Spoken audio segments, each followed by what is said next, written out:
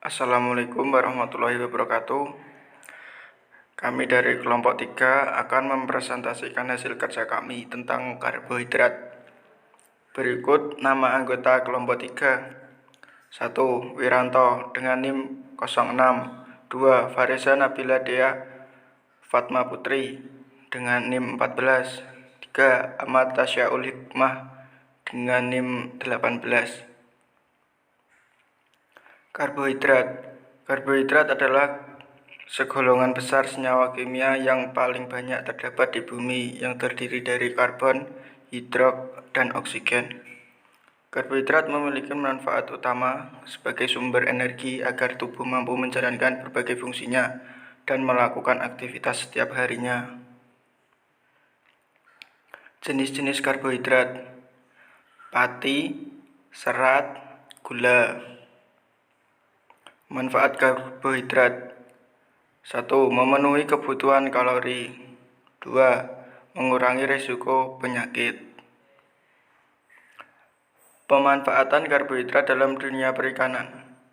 Karbohidrat merupakan salah satu makronutrien yang cukup penting dalam pakan ikan.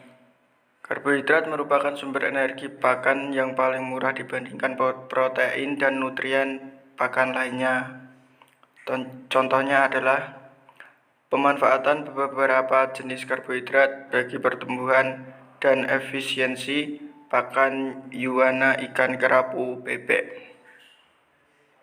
Meneruskan materi mengenai glikolisis. Glikolisis merupakan jalur utama dari katabolisme glukosa yang berlangsung di dalam sitoplasma, sel hewan, sel tumbuhan, dan sel mikroba.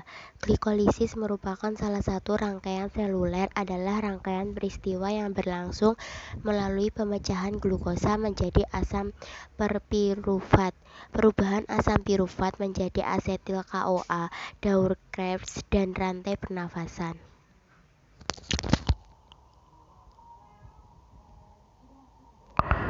Contoh pemanfaatan pati di dalam dunia perikanan. Pati mampu memberikan karakteristik fisik yang baik karena mengandung amilosa yang berpengaruh pada kekompakan film dan amilopektin.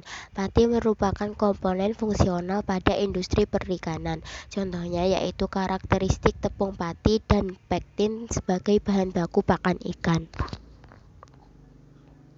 Siklus Krebs. Siklus Krebs merupakan bagian dari respirasi aerob yang di dalamnya terdapat beberapa proses yang cukup kompleks. Namun, inti dari siklus ini adalah untuk dapat menghasilkan energi.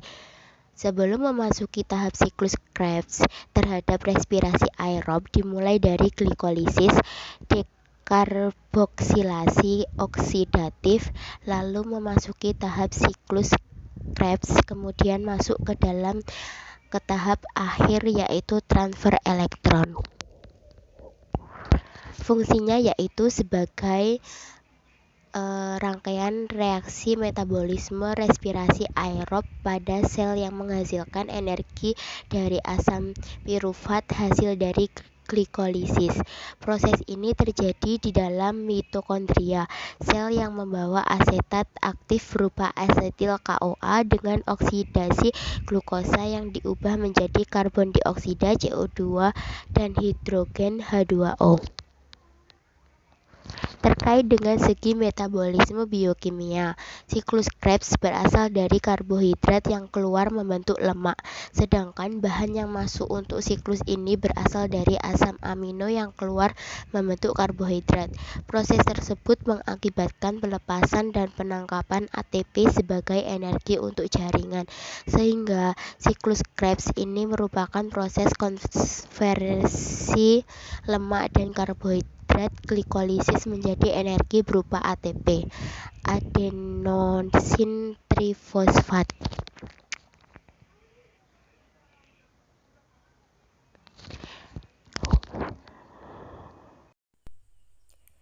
Baik, akan saya lanjutkan. Selanjutnya adalah contoh pemanfaatan amilum di dalam dunia perikanan. Amilum merupakan karbohidrat kompleks yang tidak larut dalam air, berwujud bubuk putih dan tidak berbau. amilum merupakan energi penting dalam suatu budidaya perikanan, dengan contoh pemberian amilum terhadap ikan nila agar menjadikan ikan tersebut semakin kuat akan hidupnya. Siklus Cori yang disebut berdasarkan penemunya Carl Guthrie Cori adalah siklus energi yang dibentuk antara lintasan yang menghasilkan 3 senyawa, yaitu asam laktat, asam pirufat, dan alanina, dengan lintasan gluconeogenesis. Siklus Cori yang pertama ditemukan terjadi antara jaringan otot hati dan yang membentuk siklus. Asam laktat yang disintesis oleh sel otot di lintasan glikolisis akan diserap oleh hati dan diubah menjadi glukosa. Sekresi glukosa oleh hati pada lintasan gluconeogenesis kemudian diserap oleh sel otot untuk diubah kembali menjadi asam laktat. Dalam tiap sel, kedua lintasan gluconeogenesis dan glikolisis berada dalam koordinasi sedemikian rupa sehingga salah satu lintasan akan relatif tidak aktif pada saat lintasan yang lain menjadi sangat aktif. Siklus Cori biasanya terjadi antara sel otot lurik dengan organ hati. Oleh karena otot lurik pada saat berkontraksi akan mendifusikan asam laktat dan asam pirufat keluar menjadi sirkulasi darah. Asam laktat lebih banyak disekresi karena rasio NADH/NAD saat kontraksi otot akan mengubah sebagian asam pirufat menjadi asam laktat.